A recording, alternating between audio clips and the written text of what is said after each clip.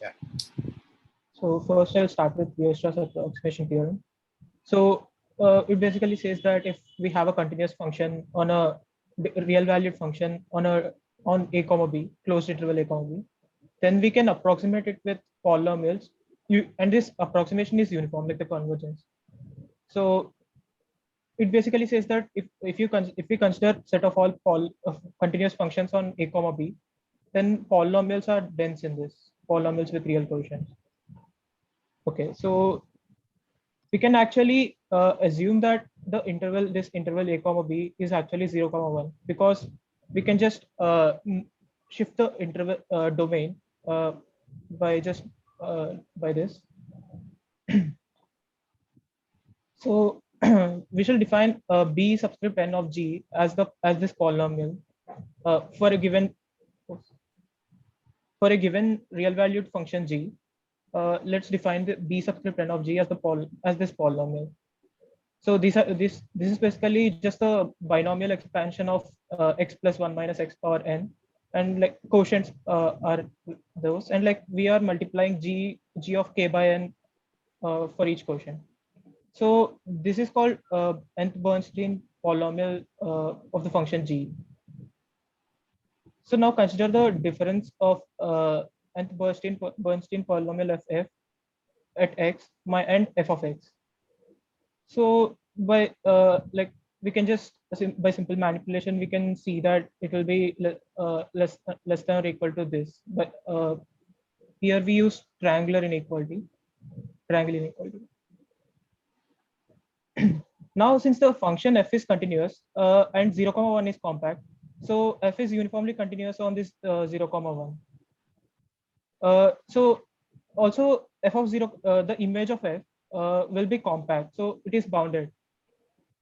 So we can so there exists an m such that this whole absolute value of f of x will be less than m for all x in 0 comma 1. So since this is uniformly continuous, we can given any epsilon, we can find a delta such that the difference between f of x and f of y will be less than epsilon whenever x and y are less than delta distance. Okay. Now we shall partition the so this summation is from 0 to n. So we shall partition and like here we are taking the difference f of k over n and f of x.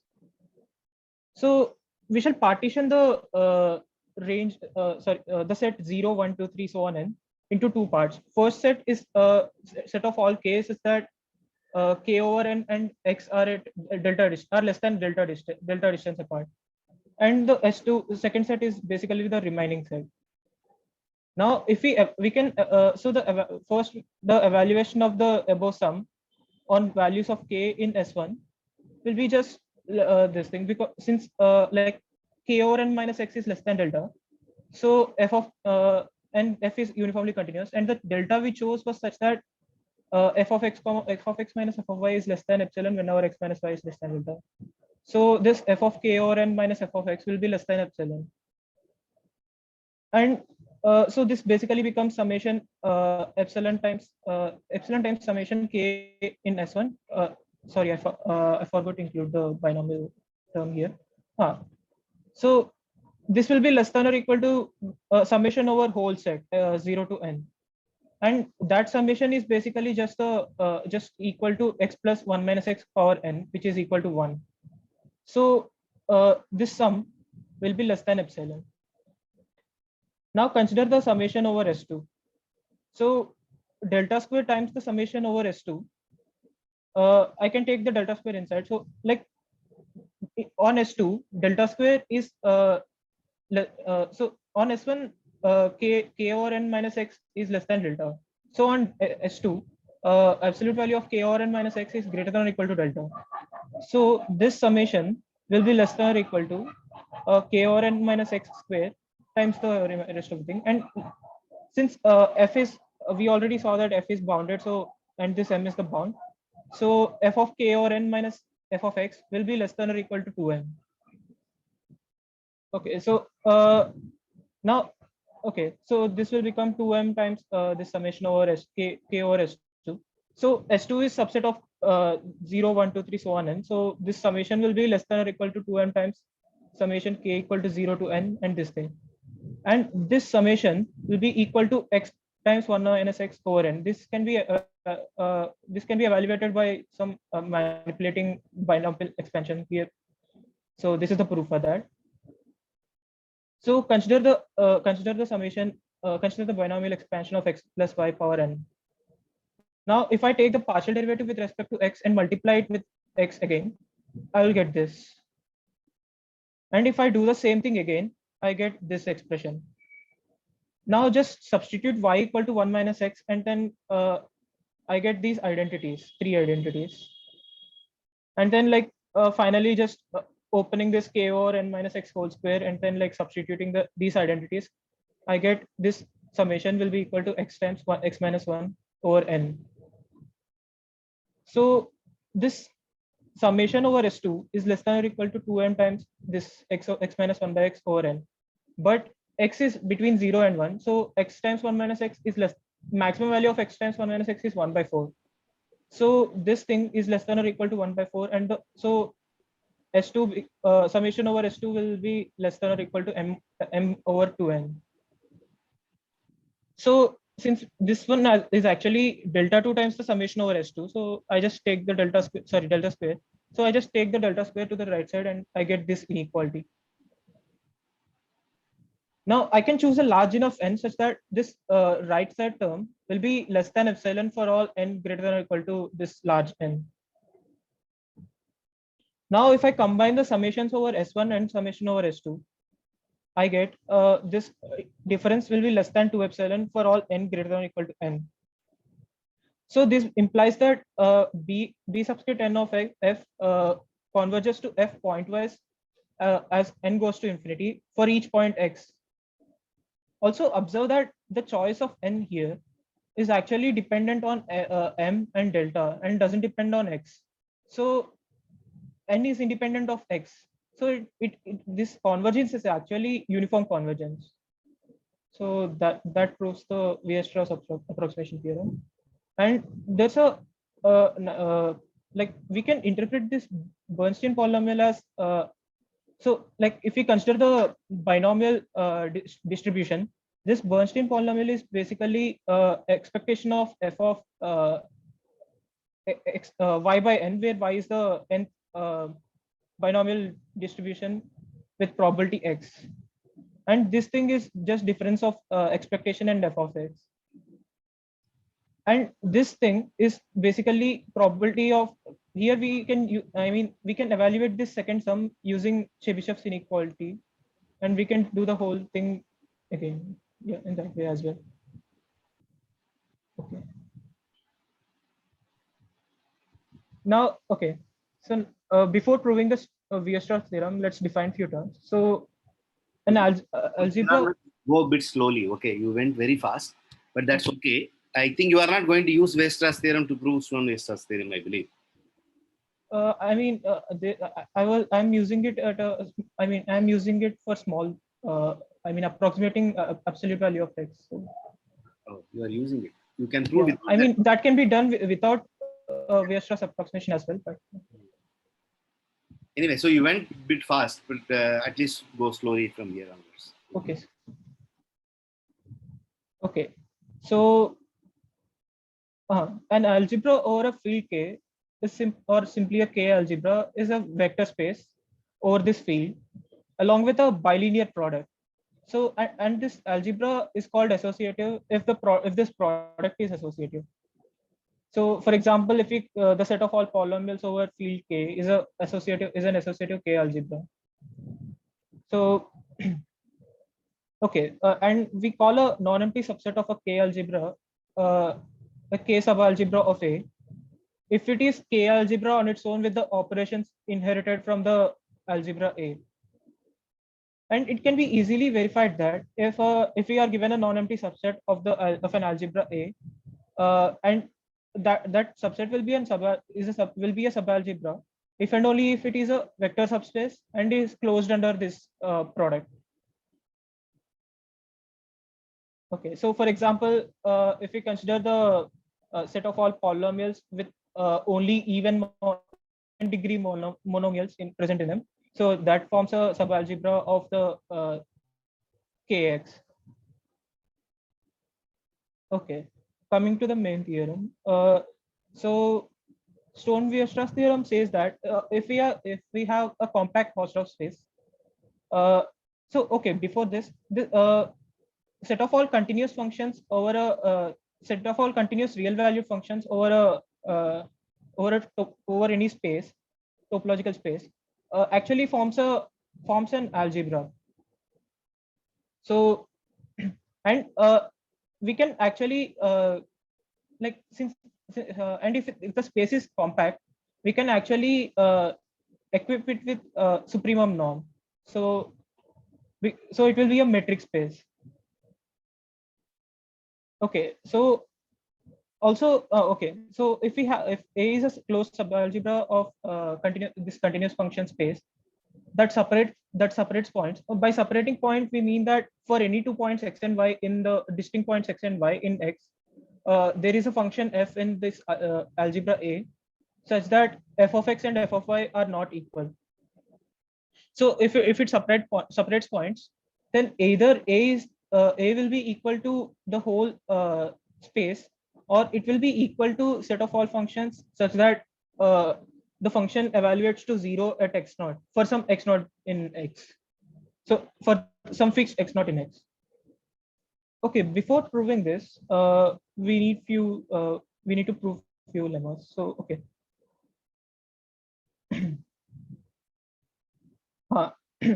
So R square can be seen as an algebra over R with component-wise addition and multiplication. So we claim that the only subalgebras of R square are R square itself, the origin set singleton set containing origin and x-axis, y-axis, and the diagonal x comma x diagonal. Okay, so first thing, as we have, so all of these are subspaces, and it can be verified that all these are subalgebras, like because they are. It can be easily seen that they are closed under product.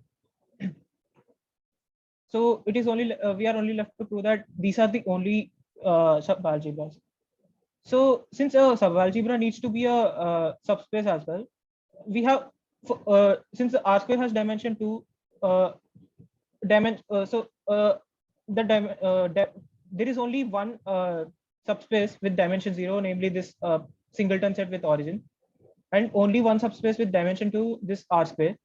So we need to we only need to check if there are any subalgebras other than these three of dimension 1.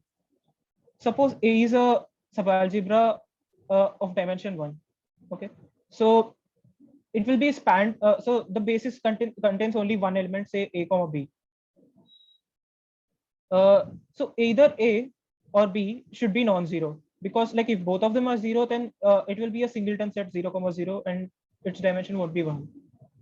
Now if A is 0, then we get the subalgebra 0 comma I mean the y-axis, and if B is 0, then we get the subalgebra x-axis. Suppose A and B are both non-zero. Since algebra is closed, since A is an algebra, it will be closed under multiplication. So a comma B times A comma B, which is A square comma B square, will be in this subalgebra. Sorry, in this algebra. But A is spanned by A comma B. So this should be a scalar multiple of A square comma B square should be a scalar multiple of A comma B, which then implies that the A equal to B. So if so we get that these are the only subalgebras of R square. Okay, next. Okay, so if A is a closed subalgebra of this space, then absolute value of F is also in this algebra whenever F is in the algebra. Okay. So if F is 0, then clearly it will be in this absolute value will be in this subalgebra, because it will also be 0. Suppose F is non-zero. since X is compact and F is continuous, its image is also compact. So, and image is basically subset of R, so it will be it will be bounded by Hanna-Borel theorem. So let M be the supremum of mod F of X. Also, M should be M is positive here because F is not 0. So F only takes values in minus M comma M. Now by Weierstrass approximation theorem, which we proved before, since absolute value of X is a continuous function, there will be a sequence of polynomials that converge to absolute value of X uniformly on this interval minus M comma M. So also we can choose this polynomial such that Pn of 0 equal, all these polynomials evaluated at 0 will be equal to 0. This is because, so like if we see the sequence Pn of 0, it will be converging to absolute value of 0, which is 0. So if we we can consider the polynomials Pn minus Pn of X minus Pn of 0. So those will have constant term equal to 0, and also will be converging to Pn of X, as Pn of 0 will be converging to 0 as n goes to infinity. So now, given any epsilon greater than 0, since this we have there exists an n such that whenever n greater than or equal to n, this difference will be less than epsilon for all x belongs to this thing. This is because Pn converges uniformly to mod X. But this implies that since F takes values only between minus M and M, so this implies that F of Y, difference between mod F of Y and Pn of F of Y is less than epsilon for all y in X. So so this sequence of functions Pn composed with F converge uniformly to absolute value of F. Now we have since we chose Pn to be such that Pn of 0 is equal to 0, that is the constant term is 0. So Pn composed with F is basically just a linear combination of positive powers of F, like polynomial in F with real quotients. Since but A is an algebra, and so it is closed under multiplication. So each of this Pn composed with F should be in this algebra. But we have this algebra is closed, right? So and this sequence converges uniformly to absolute value of F. So it implies that the absolute value of F is a limit point of A, and so it is in A. So this proves that absolute value of A F is in A whenever F is in A. Okay. Now we can write maximum of two functions as F plus G plus absolute value of F minus G over 2, and similarly we can write minimum value of two functions F comma G as F plus G minus absolute value of F minus G over 2. So as proved here, like absolute value is also in algebra. So if whenever F and G are in A, the maximum value and minimum value of those minimum function and maximum function of those two functions will also be in A. So minimum or maximum of any finite collection of functions in A is also in A. Now, okay, coming to the next one. Now suppose A is closed subalgebra of this space, and F is a continuous function over X which takes values in R. And if for every X comma Y we can find a function gxy in A such that gxy agrees values with F at X and Y, then F will be in A. Okay, to prove this, so suppose given any epsilon greater than 0, so define uxy as a set of all z in X such that F of z is less than g of xy of z plus epsilon. And similarly, vxy is a set of all z in X such that F of z is greater than gxy minus epsilon. So it can be easily seen that uxy and vxy are open sets for any X and Y. This is because this is basically just F minus if I take F minus gxy function F minus gxy and take the inverse of open interval minus infinity to epsilon, so it will be this set uxy, and vxy is basically just inverse of that minus open interval minus epsilon to plus infinity. So now fix y in x, and then the collection this uxy will be an open core of x, because f of x, so x will be in x and y will be in both uxy and vxy. So this collection, if I fix y, this collection will be covering x. Since x is compact, so there will be a finite subcover for this, say ux1y, ux2y, and so on, uxn y. Now, so g of x comma y, g of xy, gxy of z plus epsilon is greater than f of z on this thing, right? Gx1 of y plus gx1y of z plus epsilon is greater than f of z on ux1y. Similarly, gx2y of z plus epsilon is greater than f of z on this interval. So if I take gy to be the maximum of all these functions, then we have the, so since we already from this lemma we get that gy is in this algebra, and f of z will be less than gy of z plus epsilon on all of x, and f of z will be greater than gy of z minus epsilon for all wy, where wy is basically just the intersection of corresponding v's, sets v. So vx1y, vx2y, and so on, vxny. Now y is in all of these sets, vx1y, vx2, and so on. So y will be in this vwy, and since this is a finite intersection of open sets, wy will be open.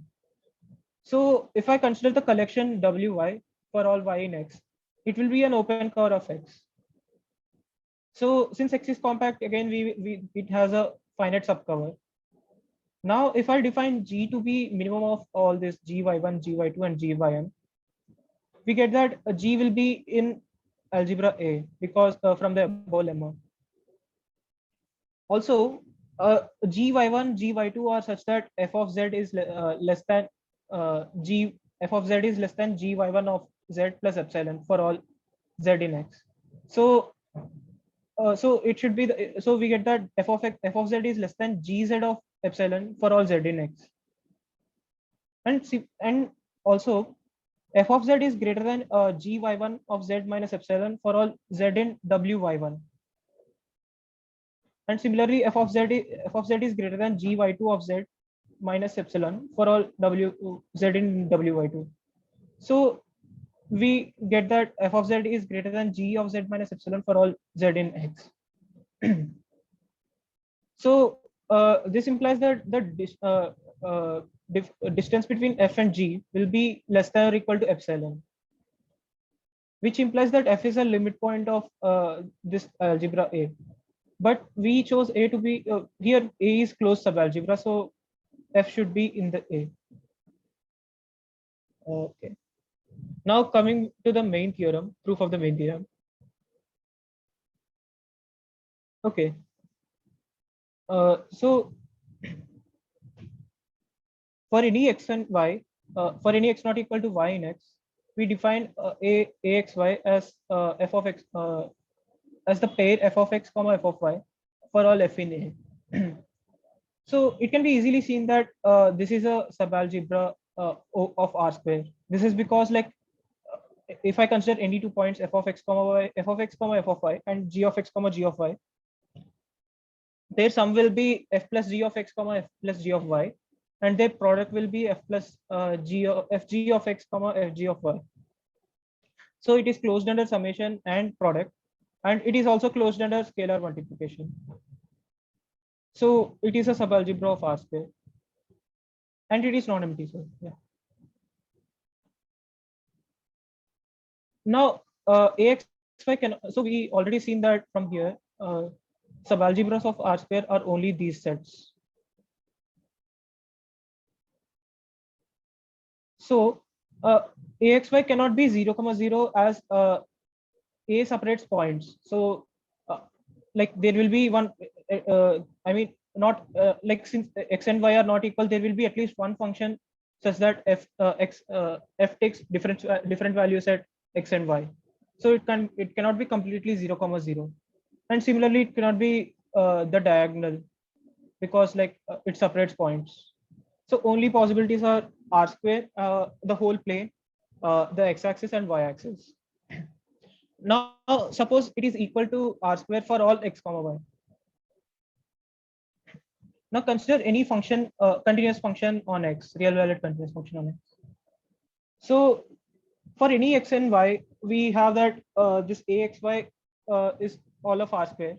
So uh, it implies that if I consider the pre-image of f of x, this point f of x comma f of y, I mean, sorry.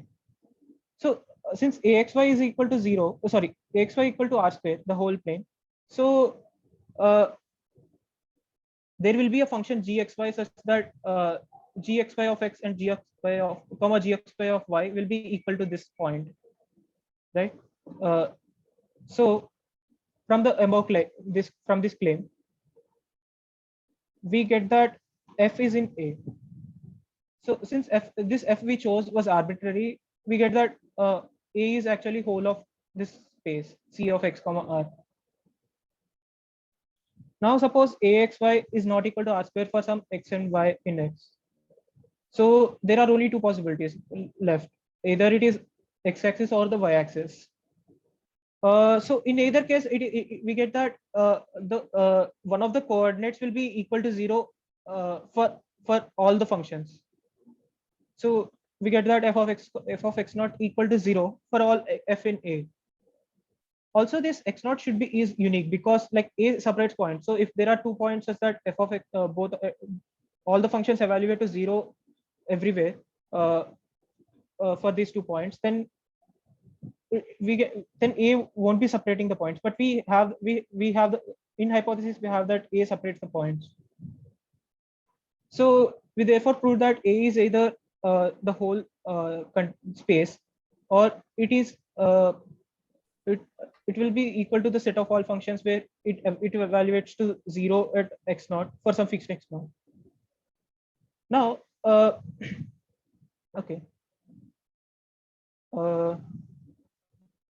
Yeah, so suppose so when will be so we let's check when this will be equal to this, or when it will be equal to this. Suppose A contains constant functions. So if it contains at least one constant function, then it will contain all of the constant functions because it is closed under scalar multiplication. So if it contains a constant function, it cannot be equal to this set, because for some like let's say f of x f equal to taking values equal to 1. So this is not possible for that. That function will not be in this. So when if A contains all the constant functions, then A should be equal to this. Okay. Otherwise, it should be equal to this because okay. Okay, now we can actually use the Stone-Weierstrass theorem to see that. Suppose we have a okay. Suppose we have an algebra subalgebra of CXR. It need not be closed, but it separates points. Okay, and contains constant functions. Then if we consider the so we can prove that it is actually in that case this subalgebra is dense in set of all continuous functions. So this can be proved by first proving that closure of this subalgebra is also a subalgebra. So if we prove that since A separates points, obviously closure of A will separate points and also contains constant functions because A contains constant functions. So to prove that, we just need to prove that closure of A is closed under multiplication and addition and closure scalar multiplication. So that can be seen by since it is so like every element in closure of A will be a limit of a sequence in A. So we can for any given two functions in A closure of A, we can just term wise consider the product of the two Cauchy two sequences, and it will converge to the that sequence will be converging to the product. So closure of A is closed under multiplication. Similarly, we can prove that it is closed under scalar multiplication and addition. So we get that if A is a subalgebra of Cx comma R, which separates points and contains constant functions, then it is dense in Cx comma R.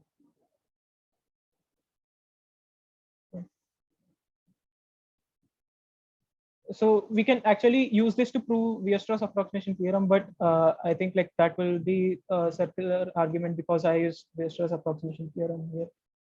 But here I can modify the proof slightly by actually considering the Taylor series of 1 minus t square 1 minus x square power 1 by root of 1 minus x square.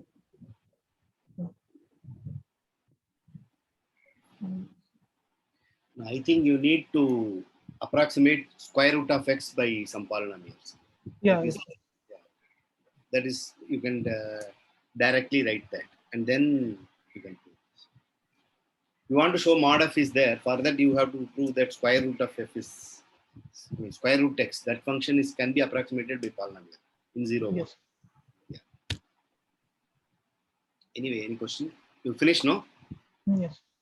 Okay. Any question? Yes, I have just one doubt. Yeah. Where we are taking a real valued function, so where Correct. the real valued is important. Can we take any other valued, complex valued or Yeah. R2 valued? Using this, you can prove complex valued function. It's an exercise. Yeah, we can take complex value, but we need an additional condition over there that it is closed under conjugation. So he hasn't proved it, but it's an exercise. You can do it.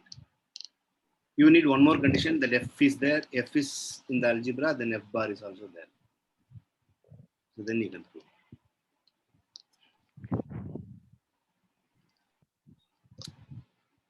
Also, using this, we can prove that every continuous function with like over minus pi to pi with f of minus pi equal to f of pi can be like has a Fourier series. Yeah, so using this, you can prove that whatever we used when in the L2 theory of Fourier series, you can say that e power I and t, those functions, where I mean t going to e power I and t with the n is in some n is an integer, that forms an orthonormal basis for L2 of the interval. That can be proven using this. Yeah.